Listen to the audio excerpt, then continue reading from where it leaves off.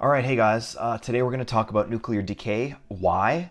Because we need to understand how nuclear decay works. So that's going to give us a handle on how to balance nuclear reactions. And if we know how to balance nuclear reactions, then we're going to be able to figure out how much energy a given nuclear reaction can release using E equals mc squared. A thing that I promised you guys at the start of the semester, and we're still going to be on track for that.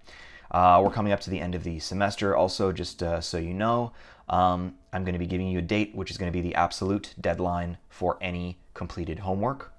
So that means that if you can finish, you want to finish as much of this stuff as possible in order to ensure that you're going to get credits for this class. Anyways, so what is nuclear decay? Well, it's a way of an atom to bring itself back to a state of stability. Because if you understand, one of the cool things about the universe is it always wants to it tends towards stability. So if you've brought a ball up to the top of a hill and you place the ball on the ground and you let it go, the ball's going to roll down the hill, because in a gravitational field, when you go away from a gravitational field, you have to spend energy. That means you're putting energy into the ball when you take it up the hill. When you let it go, it wants to go back to a stable, lower energy state, so it'll roll down the hill. So the universe really loves stability. Same deal with, you got a hot cup of coffee in the morning. What happens if you just sit there and let it sit in the mug in your room? Well, it's going to cool down because you put energy in when you boiled the water. You made your coffee, and then the water is going to slowly cool down. It's going to release its energy to the surroundings. So same kind of situation, or same general concept for nuclear decay. It's an atom that has too much energy, and it's trying to, or too much, the weird setup of protons and neutrons, and it's trying to resolve that. It's either going to give off energy, or it might give off matter. It might give off stuff, particles. So protons, neutrons, maybe electrons. So one of the most important things, and you don't need to know this offhand, but it just kind of gives you a sense of what's going on. On the y-axis, we've got neutrons. On the x-axis, we have protons. And here is the stability line. That's the line in red. That's the line that kind of indicates where stable isotopes are. And it's really interesting. There's only about 118 elements in the periodic table that human beings have isolated and discovered. But there's more than 400 stable isotopes. Many isotopes are unstable and they decay, they fall apart. But a lot of them are not unstable. They're actually stable. So that means that there are multiple kinds of iron that are not radioactive, even though they have different numbers of neutrons. Remember, the proton number always stays the same for an element. So that means that if iron is element number 26, every single atom of iron in the universe has to have 26 protons. There's no debate about that. As soon as you give it 27, well, it's not iron anymore. Now it's cobalt. If you take one away, it's got 25. It's manganese. So you can't change the proton number, but you can fiddle with the neutron number to change isotopes. So anyways, these are stable nuclei. That means that they don't want to fall apart. They're kind of happy the way that they are. If you've got way too many neutrons for the amount of protons you have, you're going to undergo what's called a beta decay. We'll talk about that in a second. If you have too many protons for the amount of neutrons you got, or if you're just a really big nucleus, really big nuclei tend to fall apart because they're too big. It's like having an overfilled water balloon. It's just fragile, and it's liable to pop kind of without warning. So there are different ways to resolve having a screwed up number of protons versus neutrons. We're not going to talk about electron capture or positron emission, so don't worry about that. Anyways, the most important thing about any kind of nuclear reaction, whether it's nuclear decay or anything else, is that the top numbers and bottom numbers have to balance out. So if you remember what we did in the previous video, we had something like carbon 12, top number is the protons plus the neutrons. That's called the atomic mass. And the bottom number is called the atomic number. So when you do a reaction, if you guys remember when you did a chemical reaction, all of the atoms on the left side and the right side have to balance. So if you've got 5 hydrogens on the left side of your reaction, you got to have 5 hydrogens on the right side, on the other side of the arrow. Similar concept with nuclear decay, but with nuclear decay, we care about the top numbers and the bottom numbers balancing out. So let's go on to the first example. The first example is called a gamma decay, and it gives off gamma rays. We remember these guys from Unit C, Chapter 2, which was electromagnetic radiation. And so these are just a photon of light energy. And yeah, their symbol is kind of a G, or it looks kind of like a cursive, like handwriting Y, but this is actually the lowercase Greek letter gamma. So you may remember that gamma rays are very high energy. They're harmful. Gamma rays are able to blast through a whole bunch of stuff. If we aim a gamma ray emitter at a human body, those photons of light energy are going to blast right through your body. Sometimes on the way through, they'll hit cells, and sometimes they'll hit the nucleus of a cell. Different kind of nucleus, remember. The nucleus of a cell is where the DNA is stored. And if a gamma ray pops some DNA, it damages the DNA, and that can form a mutation. If you get hit with lots of gamma rays, you're in big trouble, because the gamma rays are not only going to damage the DNA in many of your cells are aware of this in a way. They are aware that when DNA damage happens, they know about it, using a really complicated team of proteins that we don't have to get into now. But long story short, a lot of your cells are just going to self-destruct. They're going to say, "Oh man, we got lots of DNA damage.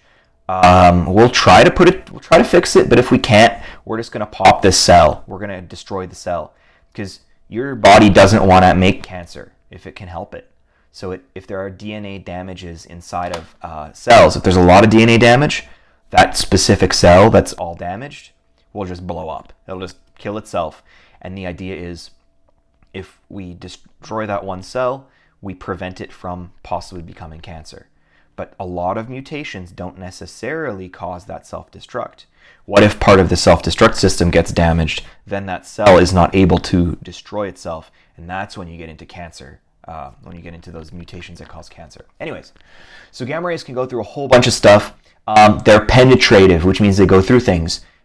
They get stopped by a couple centimeters of lead, which is a very dense metal, a meter or so of concrete. It's a couple feet of concrete, really, but we want to go metric, or a couple meters of water. So, interestingly enough, this is kind of creepy, but there it is. If you are at the top of a swimming pool that has gamma ray emitters in it, at the bottom of the pool, you are likely to be safe. You won't actually get hit with gamma rays from that. However, there's another problem. I wouldn't swim in a nuclear pool, cooling pool at all. The other problem is there's lots of other elements in that pool that are soluble in water that might be in the top layers of the water. So you wouldn't want to do that. But you'd be safe from the gamma rays. So, I mean, small mercies, right? So, okay, manganese 54 undergoes a gamma decay. The nice thing about gamma rays is it doesn't change the nucleus. So I'm going to look for manganese 54. And let's see. Okay, so my chemical symbol for manganese is Mn. The number of protons that it's got is 25. And since it's manganese 54, we use the number 54 up top. So do not look at the periodic table and say, "Oh, well, it says in the book manganese is 54.94. I guess I'm going to use around that to 55. No, use the same number that they give you in the question.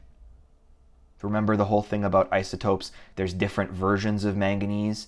There's one that's called manganese 55. There's one that's called manganese 54. They're not the same. So we do a reaction arrow that indicates something's going on. And for gamma decay, the easiest decay in the whole world, nothing changes. So we write down 5425 Mn, and then we say, what else do we have going on here? We have a gamma ray. Boom. Done. So these are the easiest ones by far. Let's move on to the next kind of radiation. So this is an alpha particle or alpha decay. It's a big, big particle. Photons are tiny. They don't have any mass. All they have, they're pure energy. This is pretty much a helium nucleus, which admittedly doesn't sound very heavy, but as far as comparing it to something that has zero mass, like a photon, this is a very heavy, heavy particle. It's like a cannonball. The cool thing about these, so they're made out of 4 total particles. 2 of them are protons, and this should not say electrons. This should say neutrons. I apologize.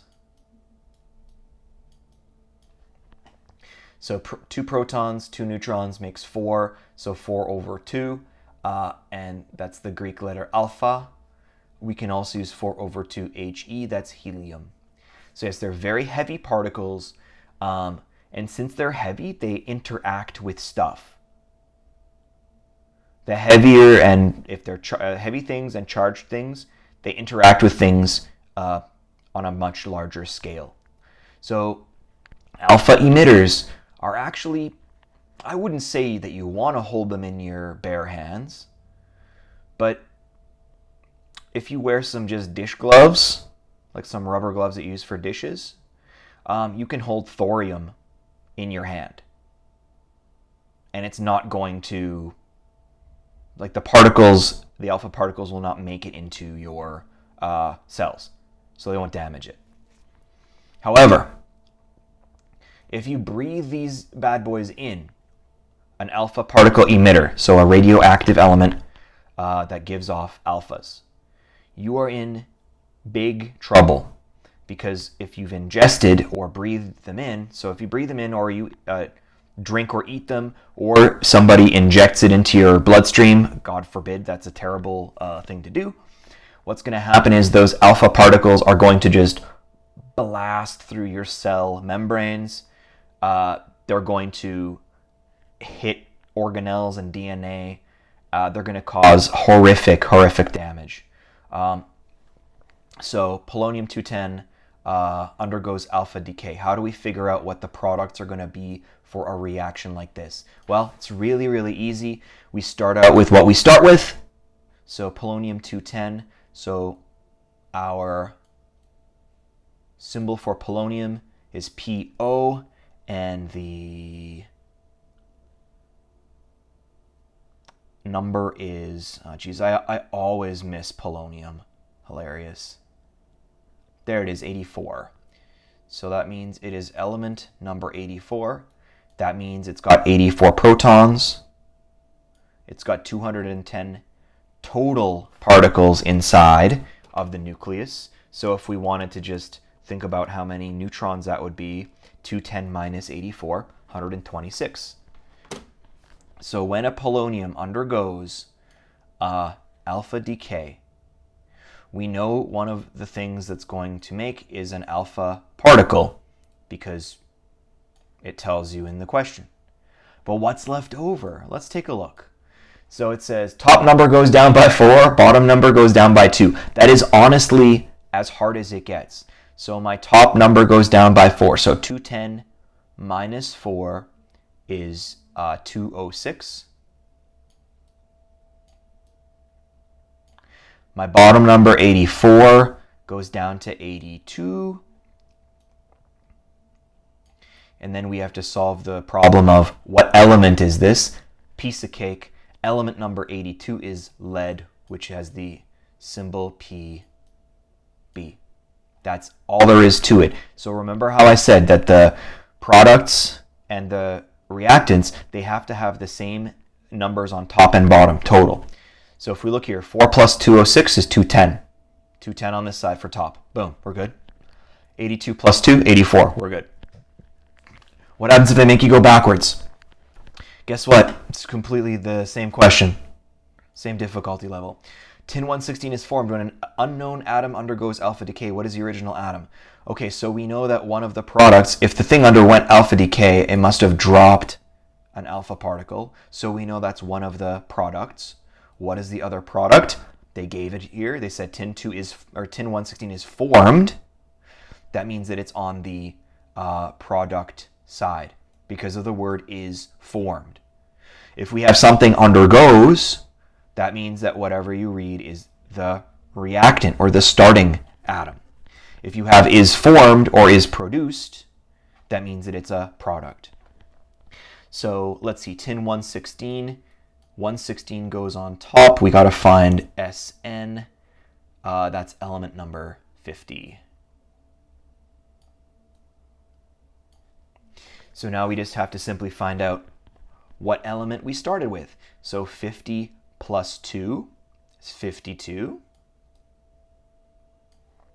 116 plus 4 is 120. Now we just look up element number 52, which is tellurium. So Te. So we make tellurium 120. And that's how alpha decay works. So really, really simple. This is the second easiest one. I'm going from easiest to hardest. Last one is beta decay. Students hate beta decay because they don't pay attention to negative numbers. You have to pay attention to negative numbers. Beta decay is an electron. And you might think, why? Like, where is that electron coming from? Well, here's the really important thing. If you remember in Science 20 or in Science 10, when we talked chemistry, we talked about electrons are whizzing around the nucleus. This electron is actually forming in a really weird way. It's a neutron giving out an electron. And when it gives out an electron, a neutron actually turns into a proton. Don't think too hard about this, but what's a plus charge and then combining that with a negative charge? A plus 1 and a minus 1 equals a 0. A neutron is actually made up of a proton and an electron, or can be made up of, and then a little bit of binding energy to keep those guys stuck together. So, beta particles are used in medicine a lot because they have a medium ability to penetrate. So they don't like blast all the way through your body. They'll go part way, and when they stop, they deliver a punch of energy. So if somebody has cancer inside of their body, that is hard to do surgery on because of the location it is in the body. They will sometimes use beta decay isotopes. They're really, really good for targeting parts of the body that are hard to get to surgically. So how do we write it? We write it as a capital B with a little swirly guy. This is the Greek letter beta, and the number on the bottom is a -1. Now I know you're like, hey, but don't electrons have a negative charge? Yeah, but we don't really want to confuse anything with negative charges up here and negative numbers down here. Not for us right now. So we can safely disregard that. So we can either write it as E with a -1 in the bottom left corner, or capital beta with a -1 in the bottom left corner. So how does it work? Well, the bottom number goes up by 1, but the top number does not change. Literally what's happening is a neutron is turning into a proton. So let's do a beta decay. So nickel 68. So nickel 68 undergoes beta decay. So nickel 68, now we have to find out which atom, or which atomic number nickel is, and I'm looking here and I got it, it's 28. It's element number 28. And it's undergoing a beta decay. So first thing we want to do is put the beta up there. Boom. And then we say, okay, what's left? So the top number does not change. So our top number remains 68. Our bottom number, and here's where students will completely goof, 28 minus -1 is 29. Gives us element 29, which is copper. Why is that the case? 29 minus 1 is 28. Remember how the left side and the right side of the nuclear reaction has to balance. So lead-207 is formed when an unknown atom does a beta decay. What is the original atom? Okay, so we do the same deal, but we're given the products. So lead-207, so I know that lead is element number 82. So here's Pb, and it's the mass number is 207.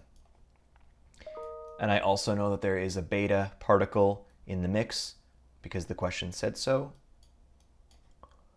So now we just have to balance these out. So since the top number in a beta decay does not change, it's still going to be 207. The bottom number, in other words, the proton number, is going to go down by 1. So 82 minus 1 is element number 81, which is thallium, so Tl. So thallium-207, when it beta decays, it's going to make lead-207. Again, the bottom numbers have to balance and the top numbers have to balance. I hope that helps you out a little bit. Next week, we are going to be talking about nuclear reactions and E = mc².